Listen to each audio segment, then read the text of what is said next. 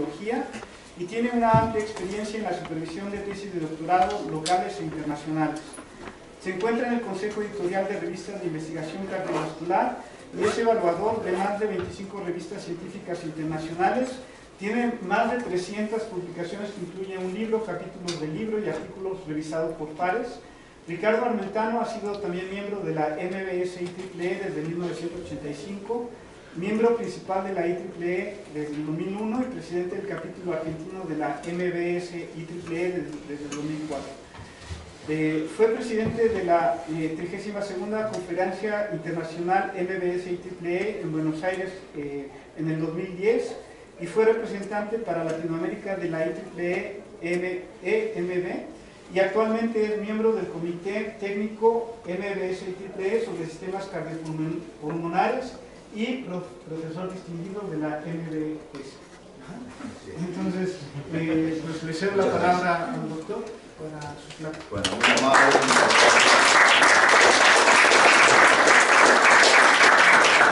La buena noticia es que la presentación va a durar, la charla, un poquito menos que la presentación.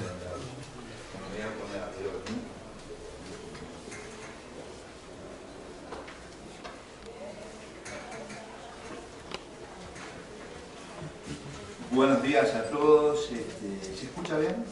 Sí.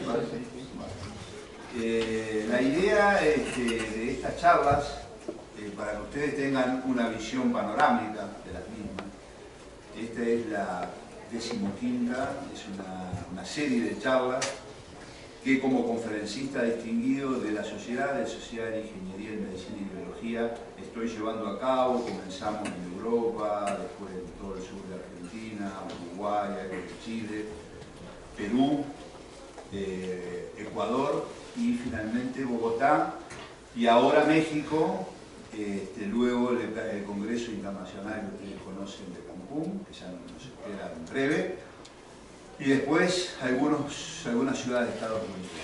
¿Por qué les cuento esto? Porque la idea es, yo esperaba, realmente me siento muy conmovido con el auditorio, veo personas de renombre y de alta trayectoria.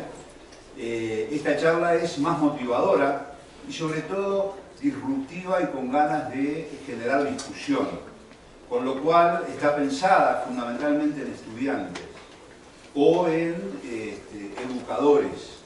Sospecho que, por ejemplo, nuestros amigos europeos posiblemente vean esto como algo, bueno, quizás no tan disruptivo, pero el tema es que nosotros en América Latina nos estamos debiendo una discusión muy fuerte, muy importante, de qué estamos enseñando y a dónde nos dirigimos.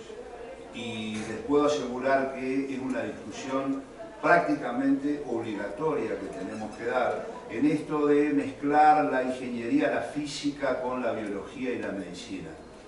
Porque los resultados, si ustedes los miran a nivel continental, tal vez no son lo auspiciosos que deberían ser. Habida cuenta que México y Argentina comenzaron con las carreras de ingeniería biomédica en los años 70. Es decir, que si tuviéramos que hacer un assessment de lo que estamos hoy haciendo, han pasado más de 30 años y nuestros ingenieros biomédicos es como que se han transformado en algo más y muchas veces están compitiendo por puestos, como hablaba hoy con el profesor Isaac. Están compitiendo a nivel internacional, a nivel nacional, porque hemos caído en una estrechez en definir esto es la ingeniería biomédica, esto es la ingeniería biológica, esto es...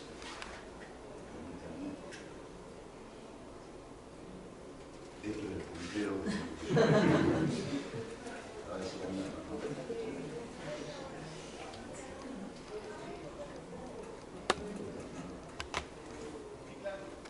Ahí está. Esto es lo que uno generalmente escucha cuando habla de lo que nosotros conocemos como ingeniería de la vida o ingeniería biomédica, que quizá es la parte más conocida, todo lo que es dispositivos, prótesis, la parte de terapia, inmunología. Acá hay ejemplos magníficos sobre este tema. La bioingeniería, que se toma un poco más amplia, incorporando quizás algo más de la biología, y lo que en algunos lugares está bien definido como ingeniería biológica, donde ya no solo tenemos ese componente de ingeniería biomédica, sino que le sumamos bastante más de genómica y bueno, trabajar con esos ladrillos de la vida. En realidad, esto no es un problema puramente de ingenieros, sino que los fisiólogos, no sé si hay fisiólogos acá, tienen concepciones, como se estudia, se enseña la fisiología, se enseña en estos compartimentos estancos, es decir, o es muscular, o es respiratorio, o es digestivo, y de hecho los estudiantes de medicina muchas veces van siguiendo esto. Yo soy profesor de fisiología, y lo que me doy cuenta es que muchas veces los que ven cardiología piensan que es un mundo aparte, y en realidad el tema es la complejidad humana, que como matemáticos, físicos, yo creo que mucha gente que está en otros territorios, que este tema le resulta al menos muy querible. Es decir, el tema de la complejidad es realmente aquello que nos va a llevar a marcar, yo pienso, a dónde va nuestra nave insignia. Entonces, esto es, para que se hagan ustedes, se hagan una idea, lo que sucede a nivel de interacciones e interrelaciones en cada latido del cuerpo humano. Entonces, por ejemplo, yo soy experto en ingeniería cardiovascular. Es un reduccionismo. Es obvio que lo que puedo llegar a ser, como les voy a comentar a ustedes, finalmente, es algo que está bastante acotado, si es que luego me quiero tratar de dar respuesta a los grandes interrogantes, por ejemplo, de la humanidad, y a los grandes interrogantes de América Latina, que muchas veces no estamos preparados para eso porque estamos mirando otras coordenadas.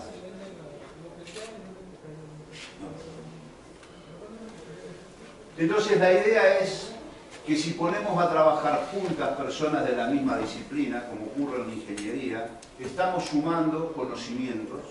Es decir, un ingeniero mecánico más un ingeniero eléctrico, lo más probable es que hagan algo de mecatrónica, pero si nosotros queremos realmente tener algo disruptivo, más que sumar disciplinas iguales, es mezclar disciplinas distintas para multiplicar las probabilidades que el trabajo resultante sea innovador.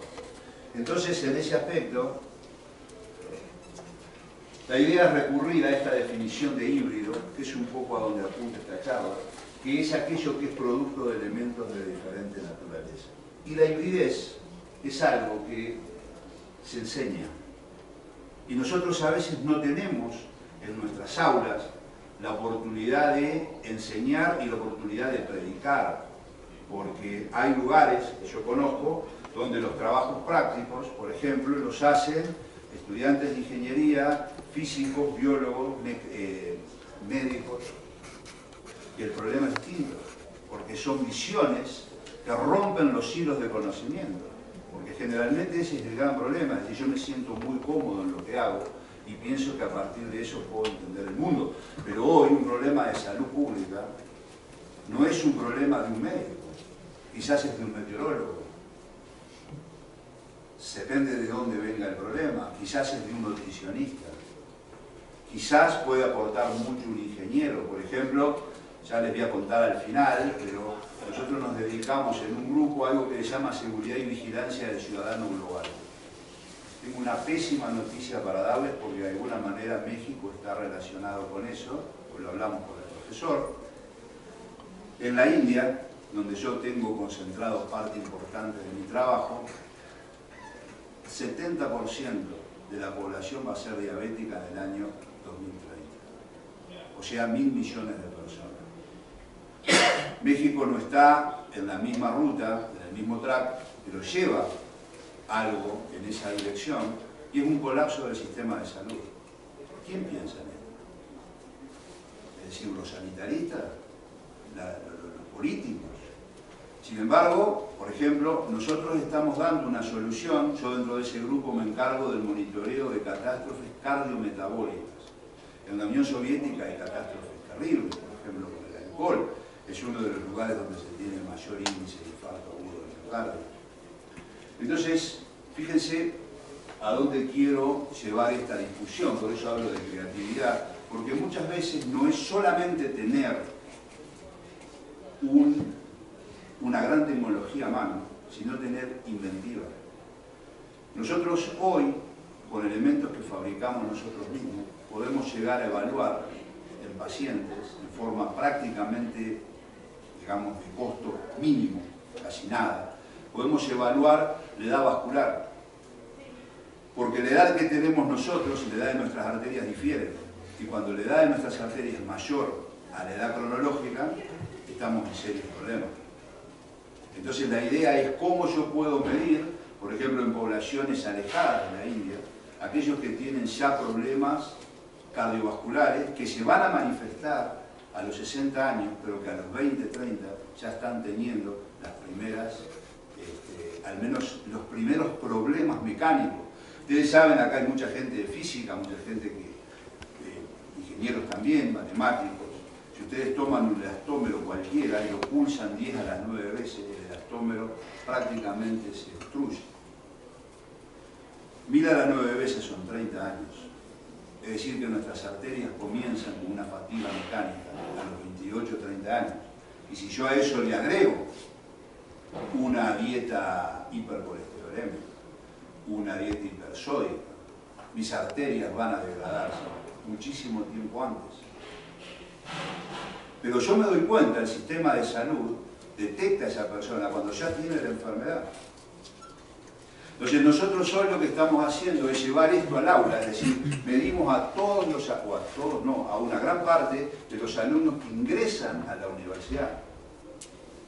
Y con ello podemos saber si nuestras herramientas, o sea, le devolvemos a la comunidad, y son herramientas muy sencillas, herramientas que de alguna manera miden las presiones, miden, por ejemplo, la velocidad de onda del pulso, que como ustedes saben es un marcador de la rigidez arterial. Si la rigidez arterial está aumentada es porque algo está pasando en nuestras arterias, están envejeciendo rápidamente, y lo que me marca a mí mi documento de identidad no es la edad de mis arterias. Entonces yo puedo hacer, les digo hoy, el escenario para que vean cómo con poco, tal vez estamos hablando de $30, $40, una camiseta inteligente, puede medir estos parámetros. Y un anciano, paciente añoso, puede dormir con esa camiseta, el médico puede monitorear todas las señales, y si le dijo que camine, puede caminar y ver qué resultados obtiene subiendo todos los datos a la nube. Y todos los datos de todos esos pacientes en la nube me hacen un mapa epidemiológico inmediato. ¿Cuánto cuesta ese abordaje? Estamos hablando de menos de $50. No hay resonadores, no hay grandes máquinas que nos comprometan, como hablábamos hoy. Esto es simplemente un abordaje de tipo creativo, innovador, y que en el aula se puede enseñar, y por lo tanto es ahí donde me quiero dirigir en primera instancia. Las direcciones estratégicas, que a veces están olvidadas, que yo quiero ponerlas sobre la mesa al comenzar la charla, en el campo médico, son por ejemplo, la medicina preventiva anticipatoria, es un poco lo que les estoy contando, por eso parto de esto, la medicina mínimamente invasiva, no invasiva, la detección y cuantificación de enfermedades urbanas. Ustedes saben que hoy hay mucha evaluación en algunos centros comunitarios de lo que ocurre con los consumidores de pasta base. No solo por la destrucción que tienen a nivel, digamos, común, o a nivel evidente, sino la que tienen a nivel cardiovascular o la que tienen a nivel neurocognitivo. Y todo eso se puede ir trabajando en forma bastante, yo le diría, con abordajes que pueden llegar a ser más que nada de grupos interdisciplinarios de personas. Reducción en el costo de la atención médica, medicina personalizada, específica para el paciente, envejecimiento saludable. Hay un grupo nuestro que está trabajando en ese tema que más de uno de ustedes conocerá, que se llama, sobre todo en Europa, es un tema importante, se llama la gerontolescencia. Es decir, a los 60 años la gente quizás deja de trabajar, 75, pero hasta los 80 tiene una actividad que realmente puede bueno, modificar varios comportamientos de la sociedad en su conjunto. Hay muchas empresas que ya están pensando en la gamificación para que esa gente pueda tener acceso a otras cosas de lo que son el envejecer en forma común. Por ejemplo, la ropa inteligente hoy es un target muy grande en lo que hace a envejecimiento saludable y enfermedades cognitivas. Pero la charla, les dije, implica ponerse un poco incómodo, porque eso es casi lo que hacemos los ingenieros biomédicos. Sin embargo, ¿qué grupos están trabajando en bioenergía? Cambio climático, agua y biología, bioremediación, agroindustria, modelización de la biosfera, materiales bioinspirados, bioterrorismo. ¿Cuánta gente hoy está consiguiendo trabajo trabajando en bioterrorismo? Sin embargo, para nosotros son cosas quizás transparentes, no las vemos. Y me consta que nuestros egresados tienen problemas para conseguir trabajo. ¿Por qué? Porque toda la gente que generalmente estudia ingeniería biomédica lo que hace es una salida hospitalaria. Arreglan equipos, evalúan tecnología médica, pero todo esto es la parte de los 7/8 del iceberg que no se ven. Sin embargo, estamos peleando por conseguir trabajo en un hospital, cuando todo esto, en el mundo hay mucha plata, pero hay plata para esto. Entonces muchas veces buscamos el dinero donde no hay. Es decir, cuando se cae una llave, el tipo la busca debajo del foco y dice, ¿qué haces acá? Y dice, bueno, pues acá hay luz. Pero la llave la perdí allá, en la oscuridad. Esto es eso. Es decir, es dónde saber buscar. América Latina es una fuente inagotable y sin embargo nosotros queremos hacer lo que hacen los países centrales, cuando tenemos el banco de ensayo más sofisticado tal vez del universo. Ok. Pero no solamente, dije que la charla era de educación, entonces la idea nuestra es enseñar a pensar. En realidad les digo, para que ustedes se hagan una idea y lo puedan como encorsetar, la idea es una especie de Singular University, pero diseñada a cosas que son más bio. Es decir, cómo llegar a la escuela, cómo llegar a la enseñanza secundaria. Por ejemplo, cómo hacer ya en las escuelas primarias esta concientización, cómo llegar a la universidad y cómo llegar al mercado laboral y cómo llegar al hub, cómo llegar a tener empresas que entiendan esto y políticos que entiendan esto. Porque son quienes diseñan los planes de salud.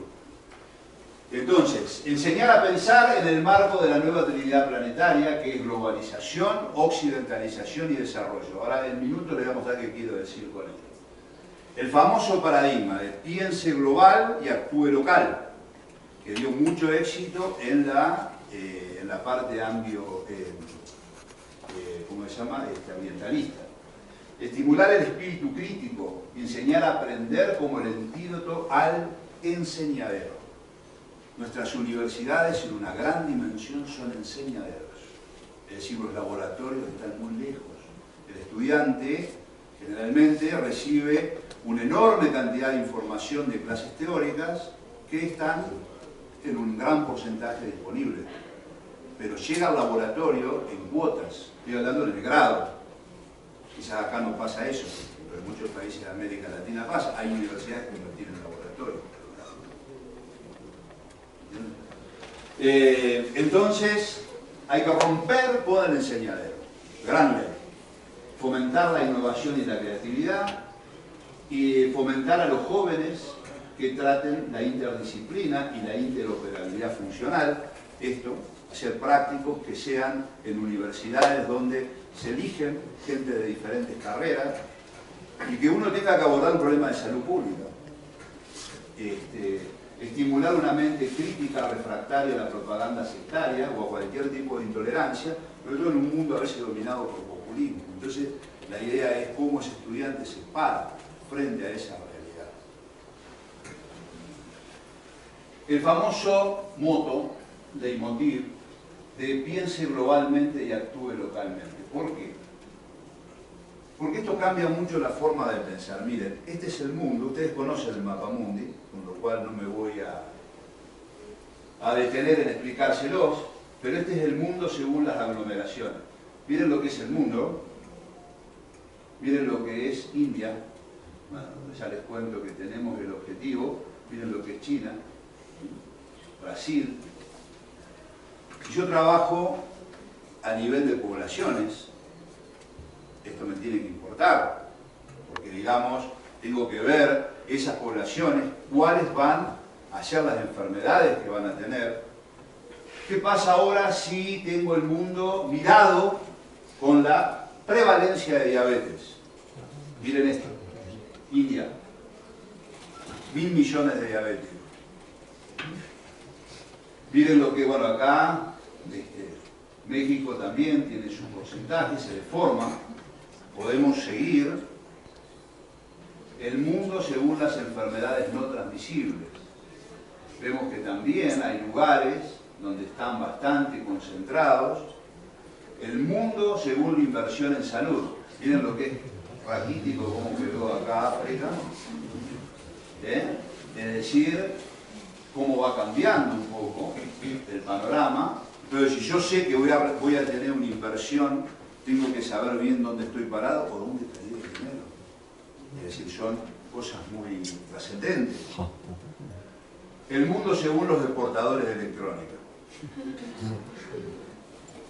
Hoy hablábamos de esto, profesor, y lo que es tener que fabricar algo acá, donde en realidad no todo importamos.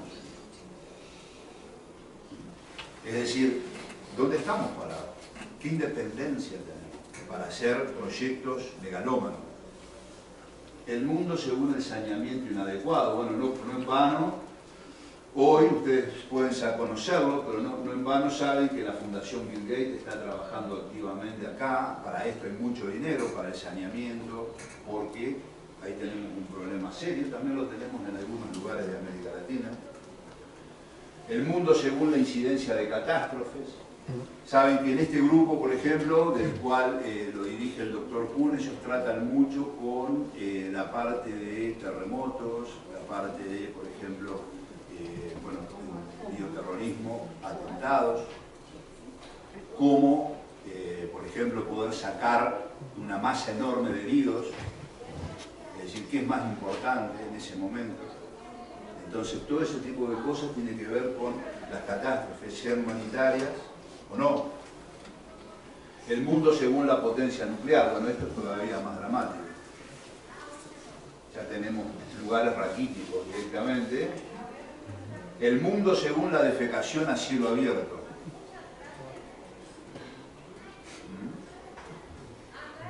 Bueno, y finalmente, el mundo según la falta de educación primaria, gran problema del futuro. Tenía uno que no lo quise poner para no entrar en polémica, que es el mundo según los tweets de Mr. Trump. Cambia totalmente, es un mundo que ni se lo imagina. Entonces les hablé de Singularity University, y esto es más o menos esa idea que fuimos tratando de darle forma. Y se trata de todo el sistema educativo, desde lo inicial hasta lo, digamos, superior, de inspirar para saber cómo utilizar las nuevas tecnologías, para resolver los grandes problemas de la humanidad. Esa es un poco la idea, es pensar en grande, sí. Pero tal vez de pensar en grande nos quedamos con algo más accesible, pero pensamos en grande y pensamos global. La idea es reunir, educar e inspirar estudiantes, por eso estaba muy preocupado por mis estudiantes acá que vinieran, que se esfuercen por comprender y facilitar el desarrollo de tecnologías y promover, aplicar, orientar y guiar estas herramientas para resolver los grandes desafíos. ¿Cómo?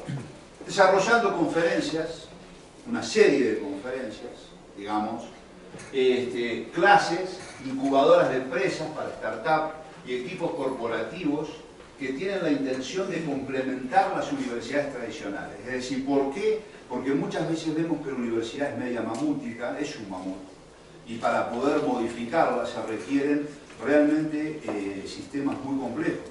Y la gente que a veces quiere manejar las donaciones, le da un poco de miedo poner un dinero en la universidad cuando no sabe bien dónde va.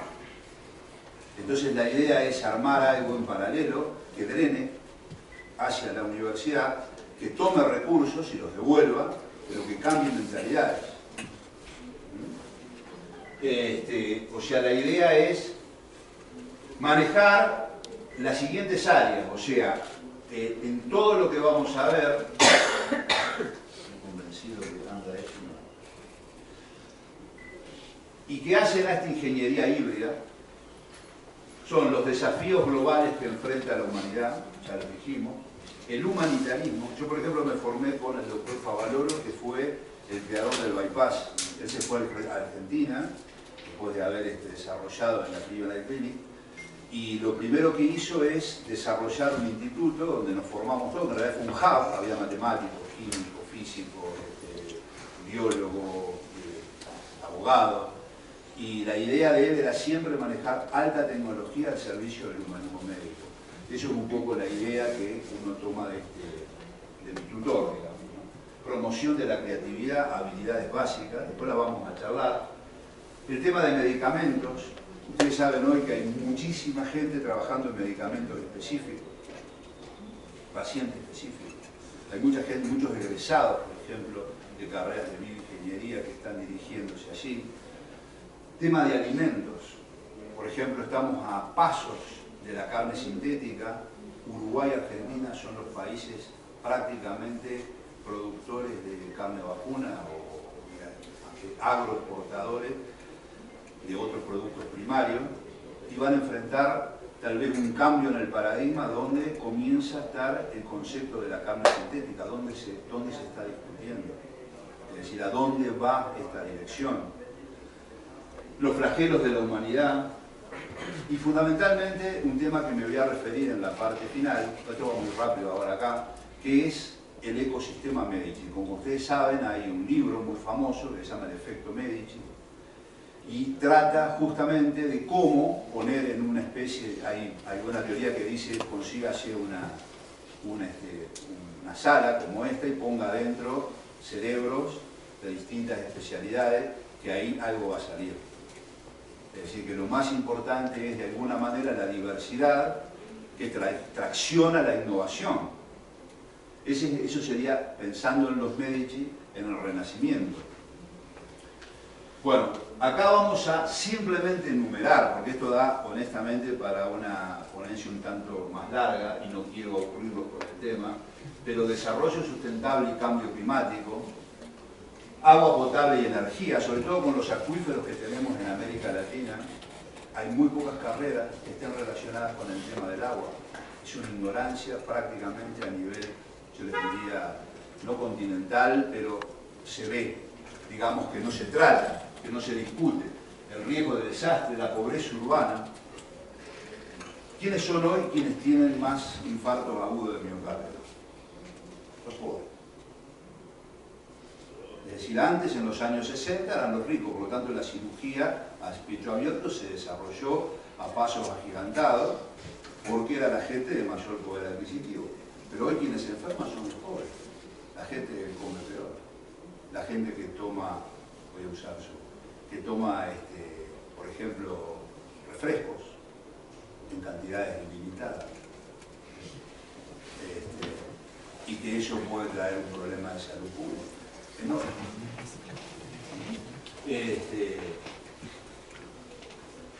La geomedicina, mapear, por ejemplo, quién es la gente que se está enfermando en un barrio, hacer esas capas que hay a nivel, el doctor Kuhn da unas charlas muy interesantes sobre esto, en el cual uno puede asociar los desastres de ciertas poblaciones a lo que está ocurriendo en un barrio determinado, porque ahí hay emanaciones de gas, hay napas subterráneas que están contaminadas.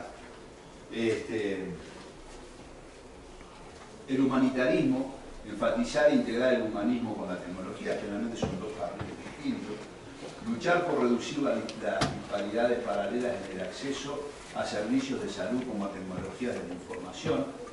Todos estos son de alguna manera temas de discusión que estos alumnos discuten. Bueno, voy a ir más rápido. Ver la creatividad y la innovación, sobre todo hacer experiencias en el cuadrante de Pasteur. Todos conocen el cuadrante de Pasteur, ¿no? ¿Sí? Es decir, aquello que si uno divide la actividad académica en 4 partes, uno tiene algo que produce innovación, pero produce aplicación, ese sería el cuadrante de Pasteur. El que produce innovación y no aplicación sería el cuadrante de Bohr. El que produce aplicaciones, pero no genera conocimiento, el cuadrante de Edison. Y el otro, que es el más interesante, no se lo voy a comentar porque nos llevaría mucho tiempo, pero el que mucha gente está también pensando. Pero el cuadrante de Pasteur, entonces, es hacer experiencia donde se tenga que desarrollar. Ya van a ver ustedes algo de esto. Todo les voy a dar un ejemplo. Es decir, cómo a veces con alumnos que tienen 23 años pueden llegar a desarrollar ideas que no están contempladas en ningún lado y tienen una aplicación, sin miedo, tratando de idear cosas, ¿sí? Facilitando ese proceso. Bueno, la resiliencia, porque en todo esto hay que luchar mucho, hay que prepararse para la serendipia, la interoperabilidad, la colaboración creativa. ¿Y cuál es el concepto de la detección temprana de enfermedades? Justamente está relacionado con lo que les hablé antes. Y orientado a los flagelos de la humanidad. El envejecimiento, las enfermedades cardiometabólicas, las enfermedades neurodegenerativas, la hambruna y el cáncer. ¿Por qué? Porque para esto hay financiamiento. Pero si podemos dirigir nuestros BIOS a esta dirección, sobre todo a nuestros estudiantes, seguro que tienen el futuro asegurado y van a colaborar que la humanidad tenga realmente una salida tal vez más decorosa a lo que se le viene. El ecosistema Medici, trabajar en la construcción de un centro de innovación, el rol de los intermediarios, transformación de los roles universitarios en el desarrollo regional, económico y tecnológico, y el concepto de la diversidad tracción a la innovación. Esto es lo que le decía hoy, ¿no? Quiero detenerme un poco acá. Ya creo que el panorama global de esta ponencia está bastante acotado. La Casa Florentina de los Medici generó...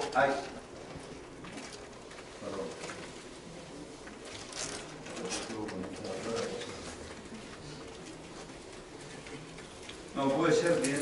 Ahí está. Ahí está.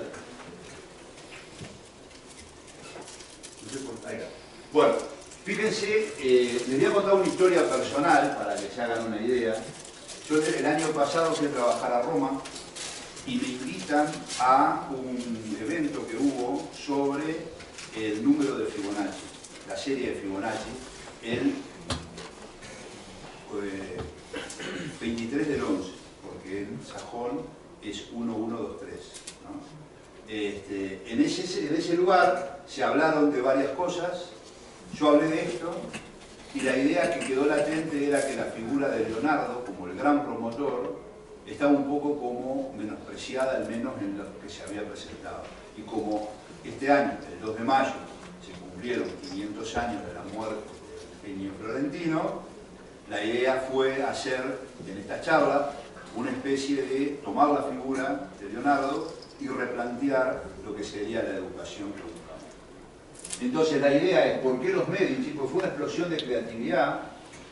Fíjense que ahí tienen ustedes todas las personas que más o menos han tenido algún tipo de relevancia en el Renacimiento, y la idea fue que se unieron campos, disciplinas, culturas, se pueden combinar conceptos existentes en un gran número de nuevas teorías. Justamente esto es mi amigo, el profesor Kuhn, cuando daba esta charla mostrando que Michelangelo, bueno, Leonardo, con infinito, era transdisciplinario, multidisciplinario e interdisciplinario. Ese fue el concepto del Renacimiento. Si ustedes quieren ir más acá, esto solamente a modo digamos, de analogía, lo que pasó en Montmartre y en el Greenwich Village, también hubo una especie de fomento de esa cultura de la creatividad. Acá se pueden encontrar cosas donde hubo una densidad enorme de talento concentrado, y bueno, el resultado ustedes lo conocen más que nada, con la Bob Dylan, en este caso. Hoy podríamos hablar del Silicon Valley, o algunas cosas en Tel Aviv. Es decir, Por eso les digo, es decir, esto hoy también se está haciendo. Y un poco la idea es encender la explosión de ideas creativas y exponernos a la intersección de campos como individuos, equipos y organizaciones. Estos campos pueden ser culturas, disciplinas, dominios, en que uno se especializa en la educación, puede ser trabajo, hobby, tradiciones o experiencias de vida. El tema es sumar.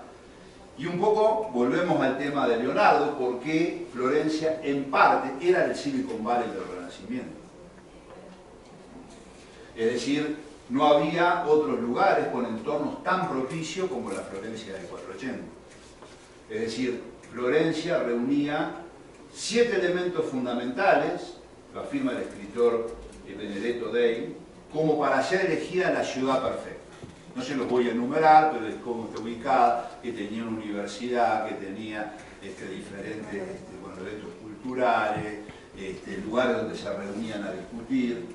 Y ahí surgió Leonardo el polímata es aquel que maneja obviamente todas las ramas del saber, y prohijó, de hecho él se identificaba con este poliedro de 72 caras, que dio esto de la multidisciplina, la interdisciplina y lo transdisciplinar. Hoy nosotros nos ubicaríamos en estas ideas en lo transdisciplinar, porque lo multidisciplinar es cada carancho en su rancho, ¿no? Totalmente separadito, nos juntamos para hacer algo. La interdisciplina es yo soy físico, vos sos médico, hacemos un punto en común, pero yo vuelvo a ser físico, vos volvés a ser médico. Esta idea es lo transdisciplinar, es cuando la biología, la ingeniería, la física, juntas, y la medicina, son más que cada una de ellas. O sea, Leonardo era más que los pedacitos de Leonardo. Leonardo fue un gran híbrido, pero yo ahora doy una charla en Cancún sobre lo que fue Leonardo en la cardiología. Leonardo prácticamente fue quien detalló la aterosclerosis y muchas de las enfermedades hace 500 años y las describió con el rigor de un teorema matemático. Quizás no quiero ser malo, pero quizás muchísimo mejor que lo que hacen muchos médicos hoy en día. Hizo modelos de vidrio para estudiar las características hidráulicas de la sangre, del corazón y las válvulas, y usaba semillas para ver las turbulencias de la sangre y del flujo sanguíneo. Y lo mismo usaba en el Arno, no sé si lo tengo por acá, sí. Ahí tienen ustedes, estos son los códices de él, o sea que simplemente estoy tomando, este es el códice que compró Bill Gates, no me acuerdo cómo se llama, pero alguien me comentó en estos días que estuvo directamente ahí con el código que compró Bill Gates en la mano, pero creo que no está, te vas a tener. Y bueno, y estos son los estudios que él hacía de los campos turbulentos, en los puentes, y luego decía, si esto pasa en un puente, esto pasa en las arterias, y entonces las velocidades centrales, como en un río, limpian la parte central de las carótidas, y por lo tanto ahí no se van a formar placas, se van a formar donde hay vórtices y problemas en los lados laterales, ahí se forman las placas. Y cuando mayor angulación tengo en la aorta abdominal, por ejemplo, ahí se forma un aneurisma o ahí hay placas. Es decir que ya él, mirando lo que pasaba en el Arno y sus islas, daba una idea de lo que podría llegar a pasar en el torrente circulatorio. Estudió la dinámica de flujo de los ríos, y bueno, y trataba esto que les digo, lo asociaba con diferentes características de cómo fluye la sangre en las arterias. Describió el corazón, la aorta, que proporciona sangre, habló de la arteria coronaria, dijo que el corazón se alimenta solo. Estos son los grabados de los códices, donde están cada uno de los procesos estáticos, pero sobre esto hay caracterizaciones dinámicas. Notó que ambas aurículas se contraen cuando los ventrículos se dilatan. Hizo varias suposiciones de la causa de la aterosclerosis, basado en estudios hidrodinámicos de las válvulas. Y luego tuvo algo muy interesante que tiene que ver con lo que es este abordaje panorámico. Él hablaba que el agua es la sangre de la tierra y decía que si se alteraba este ciclo vital, se alteraban todas las formas de vida. Y describió que el hombre está compuesto por tierra, agua, aire y fuego, como el cuerpo terrenal, y que todo el metabolismo celular se basa en intercambios acuosos. Una idea totalmente impensada para ese momento. Apostó enormemente a la ecología, ya decía que bueno, este organismo vivo, el agua, y tiene ciertas profecías donde habla de las grandes ciudades contaminadas de nuestro tiempo por envenenamiento del aire, sustancias nauseabundas y peligrosas que matan a los océanos. Bueno, finalmente hay mucho hecho sobre en una parte del códice donde él dice que avisora una guerra terrible de llama y acero, una guerra que habla incluso en términos de ruptura de la materia en los elementos más íntimos. Avisoraba ya la división del átomo. Bueno, hay quienes, creo que son los japoneses, que han tomado los grabados de Leonardo de esa época y lo compararon con Hiroshima y sacan como que la predicción apostaba fundamentalmente a las bombas de Nagasaki, Hiroshima y Nagasaki.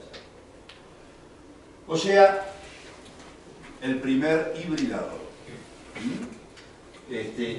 Con esto tomamos la figura que resume todo esto, porque fue ese gran innovador prolífico, híbrido, que determinó los secretos de la complejidad humana por primera vez en la historia de la humanidad.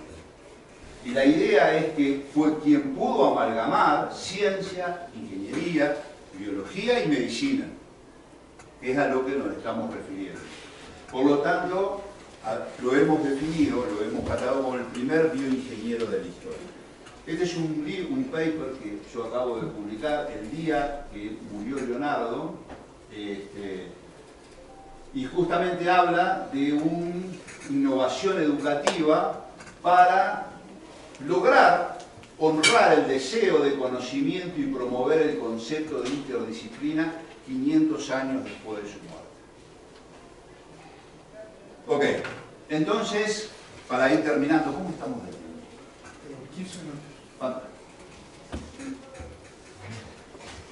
Entonces, vamos a hacerlo muy rápidamente, porque esto es una especie de curso que se adapta a la escuela primaria, al secundario o a la universidad. Va paralelo al sistema educativo y la idea es motivar y reclutar mentes brillantes.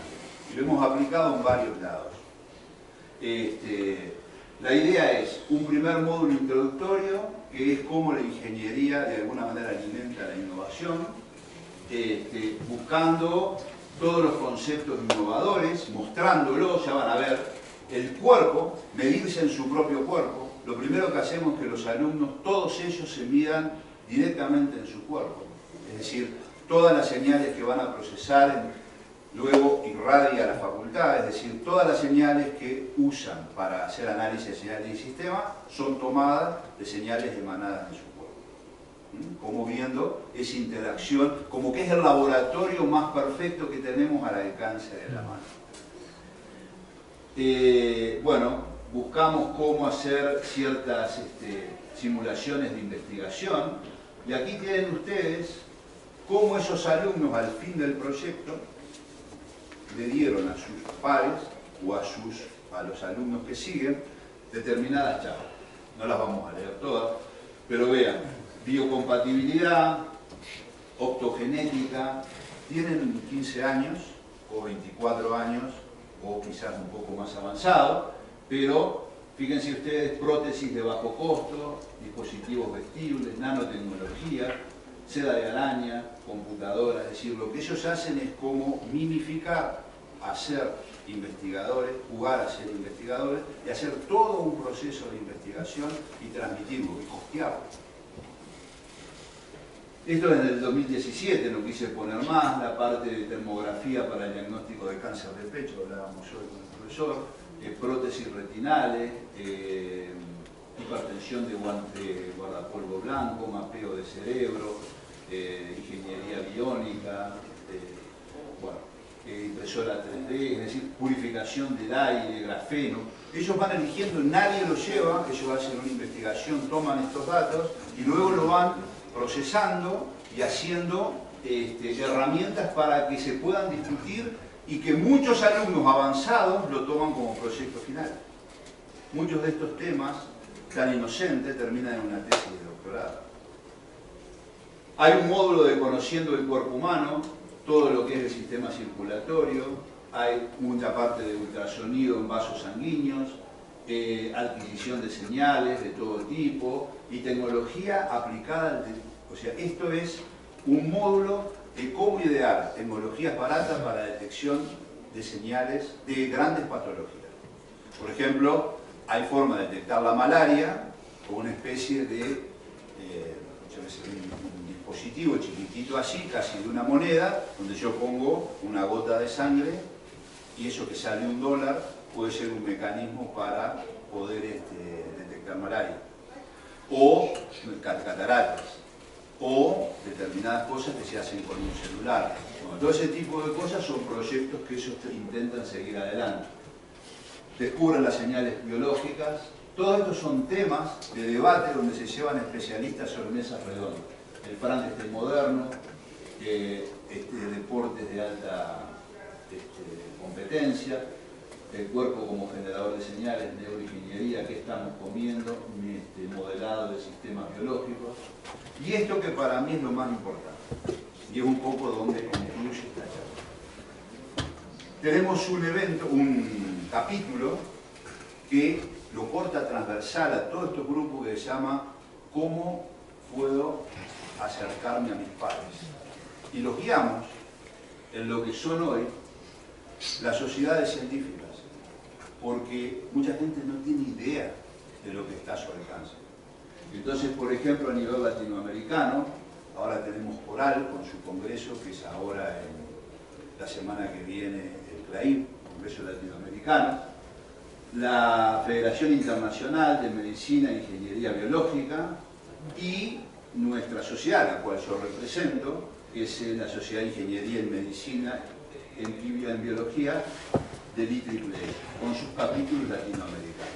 Y lo que hacemos es que ellos busquen pares dentro de eso, que estén haciendo cosas similares y que asistan a los congresos que están cerca de su casa. Es decir, entonces tratamos, claro, es decir, todavía no tenemos fondos como para que hagan viajes transoceánicos, pero la idea es que masivamente ellos van y empiezan a debatir temas con la gente que está en su mismo ambiente. Entonces, para este fin, esto está encuadrado justamente en la misión que tiene la Sociedad de Ingeniería en Medicina aplicada a Medicina y Biología del Instituto de Ingenieros en Electricidad y Electrónica, que es quien está de alguna manera facilitando que estos conocimientos pasen de energía potencial a energía cinética. La idea es que haya una conexión global en el mundo de la ingeniería biomédica y explorar oportunidades de networking, información técnica, educación, servicios, es lograr para ver cuál es el estado del arte de la bioingeniería hoy en día. La misión es esa, es decir, la misión fundamentalmente de la sociedad es la aplicación de las ciencias de la ingeniería y la tecnología en la medicina y la biología. Promover la profesión, promover el liderazgo global y los beneficios de los miembros de la sociedad para la humanidad y diseminar conocimiento, estándares, fomentar desarrollo profesional y fundamentalmente reconocer la excelencia, algo que para mí es muy crucial en esta parte. Es decir, ¿quiénes son?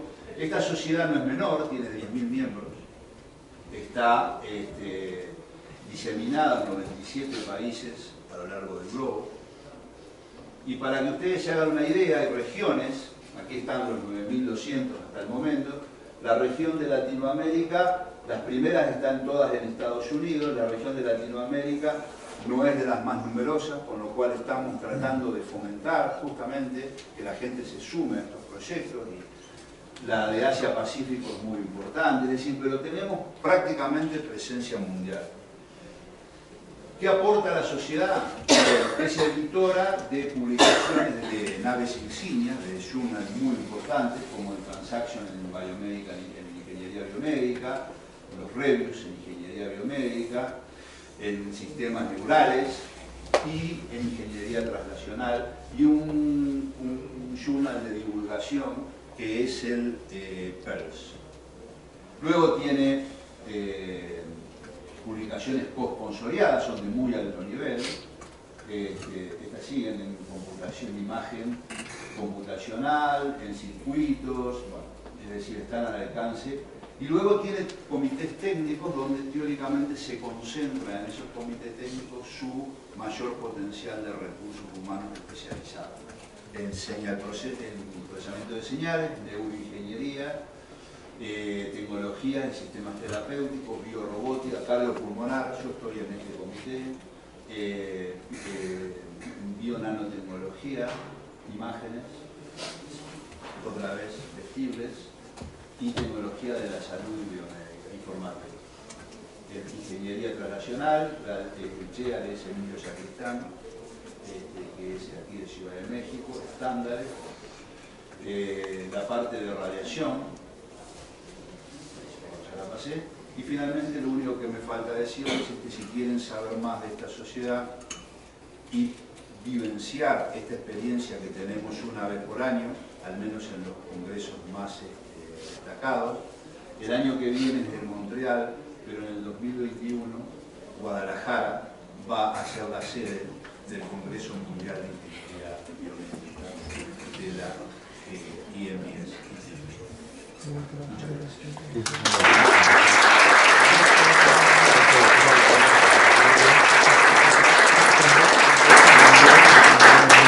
Tenemos unos minutos para preguntas, entonces si quieren alguien hacer alguna pregunta, algún comentario, por favor. Sí, Luis, por favor. Gracias por la charla, buenos días. Buenos días. Yo tengo una inquietud. ¿Por qué no se estudian metodologías para el desarrollo del ser humano en el contexto de su aprendizaje? Si actualmente tenemos tecnologías como para monitorear ciertas características a través del electroencefalograma, por ejemplo, cómo está respirando. Yo percibo que hay un conjunto de tecnologías que ya permiten definir ciertas características como para ir monitoreando por qué yo no soy un Da Vinci, ¿no? O sea, ¿qué estoy haciendo mal? ¿Y por qué no puedo ser un Da Vinci? Esta idea que tal vez no sé qué les parezca, pero esta idea que yo creo que puede ser revolucionaria si logramos definir cómo le hago para que mi hijo sea un Da Vinci a través de las tecnologías que permiten cierto monitoreo. ¿Sabes cómo lo hacen algunos estudiantes de matemáticas? Que están definiendo estrategias para enseñar o para que entiendan por qué las ecuaciones cuadráticas, por ejemplo. ¿Por qué no se estudia esto? Tal como lo hacen las personas que están en las Olimpiadas, por ejemplo, llevan un proceso y dicen, este es su máximo potencial. ¿Por qué no se hace en esta parte? A ver si lo entendí bien, porque, o sea, no le entiendo la pregunta, entiendo el concepto. Habló de tecnología integradora, ¿no? Por una parte, dijo que hoy en día se sabe el ser humano en su entorno, así comenzó. Sí. ¿O así? Permítame un poco encuadrar, a ver si yo estoy respondiendo a lo que usted pregunta. No está en dos universos paralelos. Sí. Mire, yo conozco bueno, me interesa el nombre, un amigo que estuvo hace mucho tiempo en una de estas universidades que buscan, reuniones que buscan de alguna manera ver el futuro, ¿de acuerdo? Los comentarios que he recibido es que muchas de las cosas que hoy para nosotros son cotidianeidad, hace 30 años que ya había gente que estaba de alguna manera trabajando en este track. ¿Se entiende lo que digo? Es decir, hoy la inteligencia artificial, por ejemplo, es como que se piensa que es algo que está saliendo de abajo de la baldosa, cuando en realidad sabemos que hace por lo menos no sé, 30 quizás, no sé, digo, 30, 40 años, que esto ya estaba como formándose la semillita en los laboratorios. Por lo tanto, para responder su pregunta, yo creo que hay tecnología. Yo creo que hay abordajes. Lo que pasa es que todos son silos de conocimiento, como bien se dice, en la cual no se hablan unos con otros. Por ejemplo, un psicólogo necesita reconocimiento de emociones. ¿Con quién habla? En su ambiente.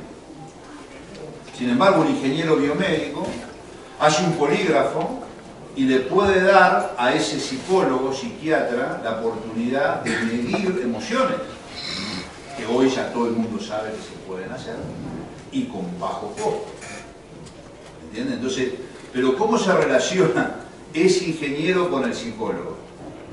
Es decir, y usted, ahora, Da Vinci obviamente hay pocos, esa es la otra parte de la pregunta, y son de alguna manera esos seres de la humanidad que nos regala la humanidad.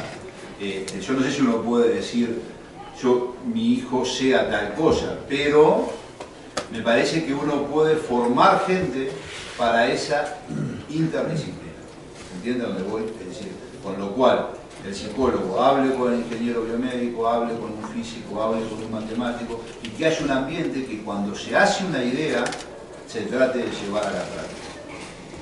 Y eso no es fácil, porque acá hay gente muy capaz y sabe que la transferencia del conocimiento al comercio, a la industria, es un proceso totalmente no lineal.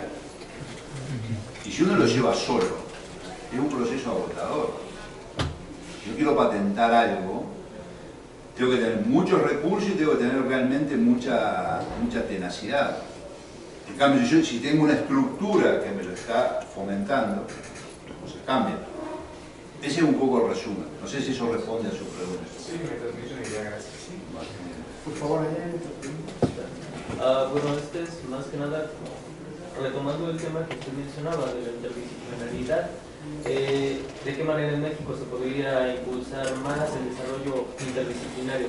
Por lo menos en el tema de bioingenierías, debido a que pues, somos estudiantes y nos gustaría como, dar ese incentivo. Y aparte, bueno, junto con la misma pregunta, ¿de qué manera o cómo impulsaría o cuáles serían los tips para impulsar esta relación interdisciplinaria entre varios rubros? Por ejemplo, nosotros como ingenieros en la carrera de biónica y biomédica, y conjuntarnos con chicos, no sé, en este caso físicos, como lo es en la escuela que tenemos aquí, o químicos que se encuentran igual en el mismo ámbito. ¿Cómo incentivaría o cuáles serían los tips para poder incentivar esas relaciones? Bueno, muy buena pregunta, y le voy a decir algo que no crea que me estoy escabullendo, pero quienes van a tener respuesta a eso van a ser ustedes, sin duda. Van a encontrar los mecanismos si tienen una idea clara. Yo les puedo dar ejemplos de otros lados, y algo que me gustaría decirles es algo que también lo hablé hoy y que es muy preocupante. Primero vamos por la preocupación. ¿Quiénes son los profesores de ingeniería biomédica? Ese es un gran tema. Porque si yo tengo si florecen carreras de ingeniería biomédica y no tengo profesores, los profesores no tienen la mentalidad que usted me está pidiendo. Entonces, lo primero que yo le diría es que esta transformación tiene que estar en la cabeza del docente. Es él quien los guía, es él quien tiene que sumar y no dividir, es él quien tiene que pensar que le gustaría ser Da Vinci como el amigo que tiene atrás suyo. ¿Te entiende? Ahora, si yo tengo profesores que son profesores taxi, sobre todo en Ciudad de México ser taxi es complicado, que trabajan poco tiempo, por ejemplo en Argentina pasa eso, en Argentina los profesores trabajan en 3 universidades a la vez. ¿Qué tiempo tiene ese pobre tipo para decir voy a buscar que usted hable con un psicólogo? Al psicólogo pues lo necesita él, pero no porque tiene tiempo de... La estructura, la organización es quien debe cobijar eso, teniendo un buen trato a sus profesores, Y sobre todo tiene que haber una política nacional en la cual es mucho más importante que haya pocas escuelas, pero con buenos profesores, y no muchas escuelas con profesores mediocres. Eso lleva a la multidisciplina. Eso es muy importante, y sobre todo es muy importante también hablar entre directores del departamento, ¿entiendes? O sea, cuando usted está en una universidad, habla con el director de fisiología, va a medicina, entonces todo, los médicos, sí, los médicos necesitan esto, sí, bueno, hable con este, hable con el otro. Eso no es fácil, no es un camino lineal, pero es una forma de empezar. Pero pasa fundamentalmente, yo le diría, por quién va a ser la persona que los va a guiar a ustedes en el proceso de desarrollo. Por acá hay otra pregunta, por favor.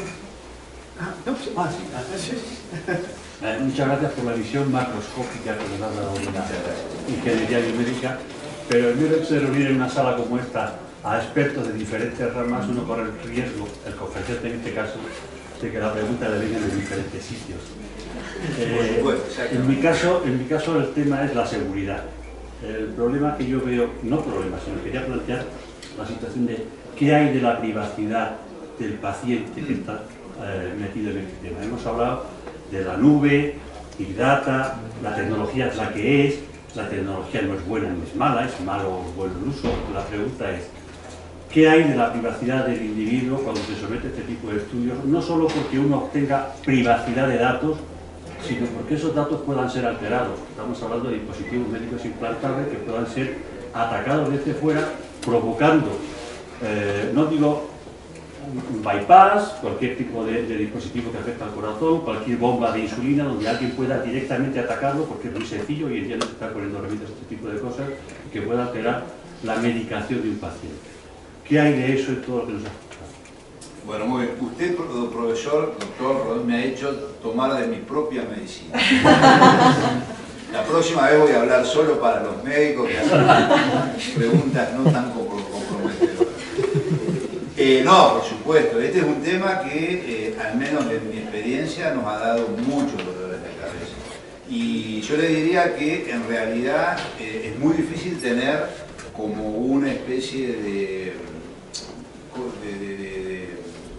de abordaje paradigmático. ¿Por qué? Porque depende enormemente del lugar que usted esté trabajando, de la infraestructura que tenga. Nosotros pasamos momentos críticos con la puesta, digamos, en la nube de muchos datos de pacientes que se estaban midiendo en diferentes lugares, y la idea era, bueno, ¿qué pasa si una compañía, por ejemplo, o alguien toma estos datos y hace con eso? Entonces, yo pienso que, y ahí puse bioterrorismo, pero dentro de todo eso está la ciberseguridad. Me parece que quizás es una de las partes sustantivas, porque quizás uno tiene un castillo de naipes que con un soplo todo eso se va. Yo no soy un experto, seguramente usted sí, y creo que tal vez es donde mucha gente peca de ignorante, ¿no? La gente que no conoce del tema minimiza el tema, pero cuando está ahí se da cuenta que es quizás uno de los grandes escollos a superar.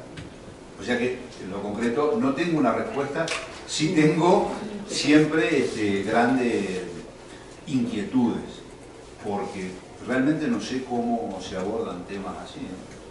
Tan complejos. Porque, por ejemplo, que un tipo pueda llegar a meterse una bomba de insulina o de un marcapaso, bueno, ya estamos entrando a un nivel de qué puede pasar, ¿no? No, de hecho ha habido informes de la Agencia de Medicamentos norteamericana donde se han hecho ataques directamente contra marcapasos, sencillamente acercando un campo electromagnético, modificando las condiciones de uso del propio marcapaso. Sí. Ese es yo diría que tal vez, bueno, mi colega, el doctor Kuhn, bueno, primero hay un tema que hoy lo dejé para el final, pero quiero que al final no se me venga encima y me pase por encima, pero en cada una de estas regiones tenemos un gran especialista, una persona que es quien realmente puede canalizar las dudas Y aquí tenemos la suerte de contar con el doctor Ronder, que es el presidente del capítulo de IMBS en México. Uno de los. Uno de los. El más importante. Tecnología para servir humanidad. Tecnología para servir. Es un tema muy fuerte. Quiero comentar que... Sí, adelante, a eso después le voy a contestar. Creo los curadores de esta información médica son los compañías de seguro de médica, y no sé si estás referido del debacle de Google Health en su intento en el Reino Unido 3 años atrás, pero podrías leer sobre esto en una revista, se llama Health and Technology, un cuento muy detallado de que fue el problema que no pedía el permiso para leer los expedientes médicos. Sí. Y tengo otro comentario en otro asunto y una pregunta para plantear más fuerte con estudiantes aquí. Sí. El papel de historia, de ciencia y tecnología para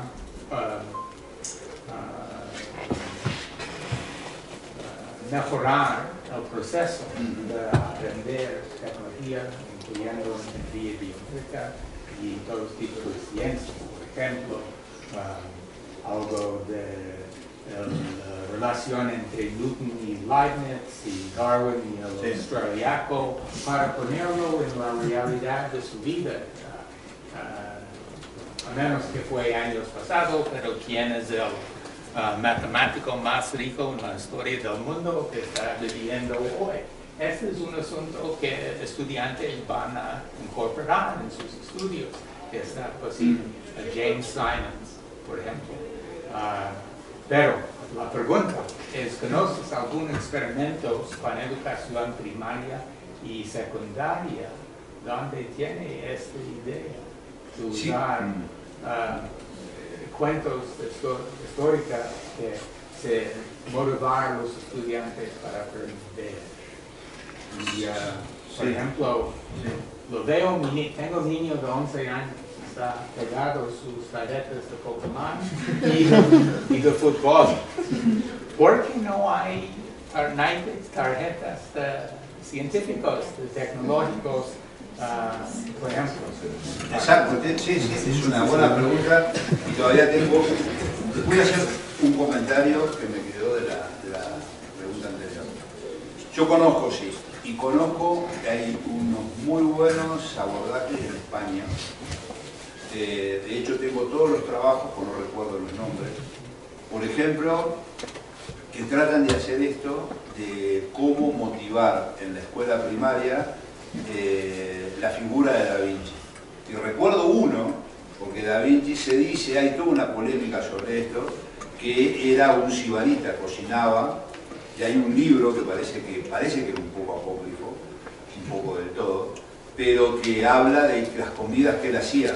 Y que en realidad lo que es cierto es que él tenía un restaurante, no me acuerdo con qué pintor, y ensayaban cosas, y por ejemplo se encargaba de los grandes banquetes y ponía como fuente donde caían el ponche, el licor, bueno, todo ese tipo de cosas. Y en esta escuela primaria, le hacen cocinar a los estudiantes algunas preparaciones que usaba ese libro que se llama, creo que Leonardo da Vinci Chef, algo así, y después van cambiando el ángulo y van haciendo, bueno, cómo se puede hacer un helicóptero con maderas y cómo lo hacían, y van cambiando de tecnología en la escuela primaria. Son geniales, es una serie de unos 10 papers en la enseñanza, no sé si es privada, pero sí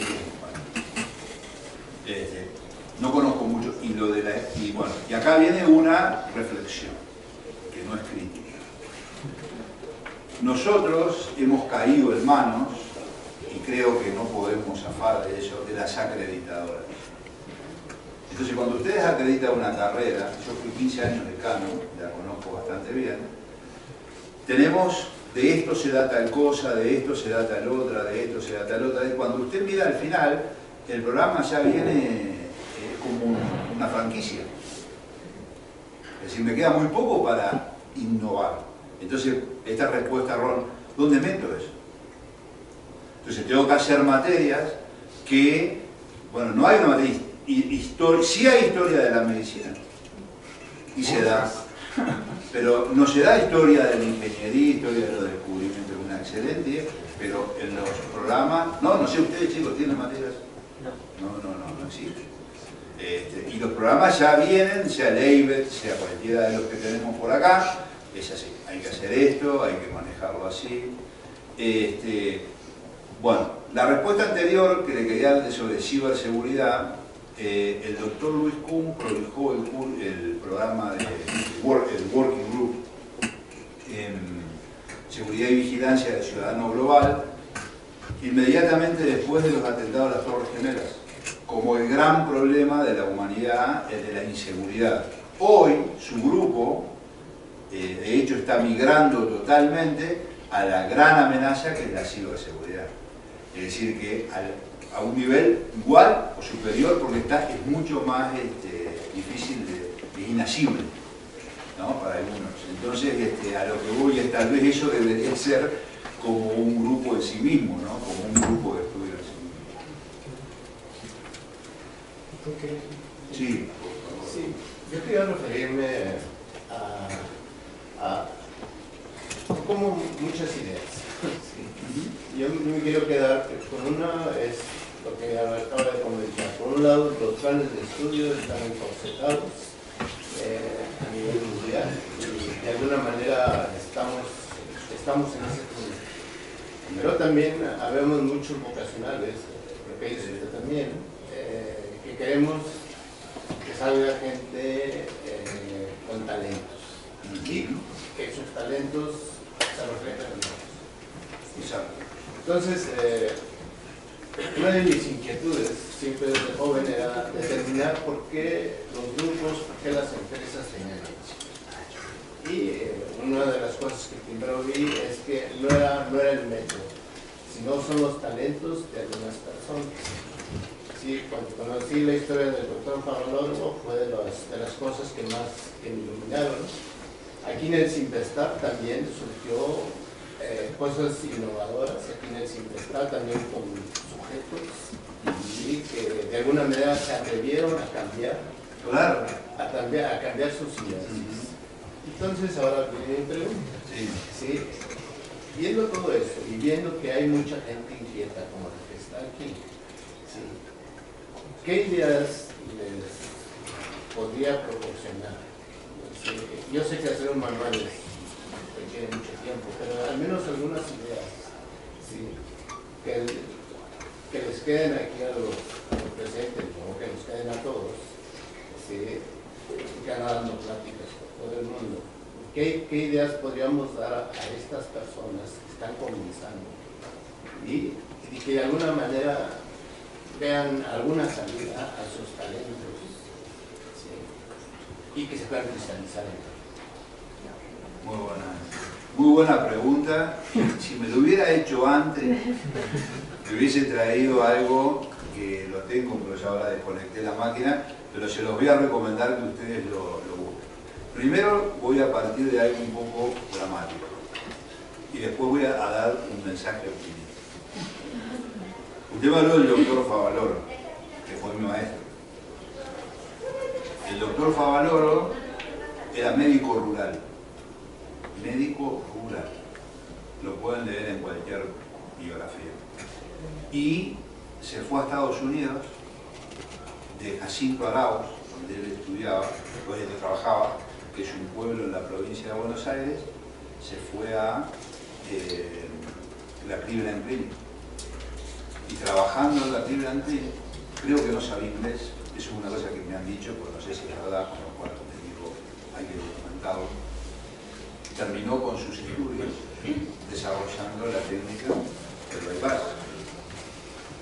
Se hizo tan encumbrada que cuando decidió volver a Argentina, el Congreso de los Estados Unidos, yo lo he visto, le hace una placa diciendo que Estados Unidos pierde a un gran hombre por su excesivo amor a su patria. O sea, si él se hubiese quedado en el lugar que trabajaba, hubiese sido quizás premio Nobel o uno de los tipos de mayor nivel del mundo. Sin duda, lo es, pero hubiese sido más. Él volvió a su país. Volvió a su país a un entorno muchas veces adverso. ¿Usted sabe cómo terminó Favaloro? Yo estaba en Cancún en el 2001 y hablo con mi hijo y me dice, acabo de ver en la televisión, dice que tu jefe dice, se pegó un tiro en el corazón. Porque no pudo, con su gran deseo, hizo un hospital de cardiología, pero su gran entrega, su gran lucha, no la pudo ver cristalizada. Entonces, fíjese, o sea, ¿a qué voy con esto? Que es necesario, así como a Messi se lo protege, que no le peguen en las canchas. A los grandes jugadores hay que protegerlos. No hay que dejarlos solos, porque es muy difícil luchar contra los ecosistemas establecidos. Esa es la nota crítica. Bueno, hay un libro que yo lo hubiese traído, lo tengo en una diapositiva. Está en una charla TED que yo di en honor a Favaloro, que pone Armentano y TED y aparece. El libro se llama ¿Cómo ganar un premio Nobel? Y tiene 10 reglas de oro, que son las que yo me gustaría regalarles a ustedes, para que lo pongan en práctica. ¿En qué consisten esas reglas de oro? Es una pena desapagado la máquina. Bueno, entre otras cosas, en la resiliencia. Ese es el mejor legado, porque nada de las mentes valiosas fundamentalmente tienen que saber que se van a enfrentar con un mundo adverso, tienen que creer mucho en lo que creen, muchísimo.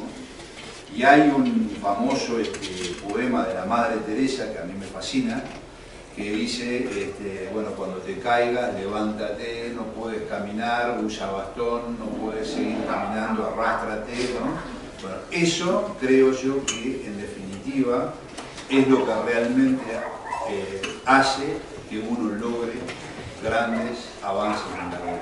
La resiliencia, un poco lo puse ahí. El otro tema, que no sé si lo dice el libro, pero sí yo lo digo, es reconocer los cisnes negros. Ustedes saben que la teoría del cisne negro es que antes que existiera Australia, solo había cisnes blancos y toda la biología hablaba de los cisnes blancos. Apareció un cisne negro y se cayó todo el formalismo en 24 horas.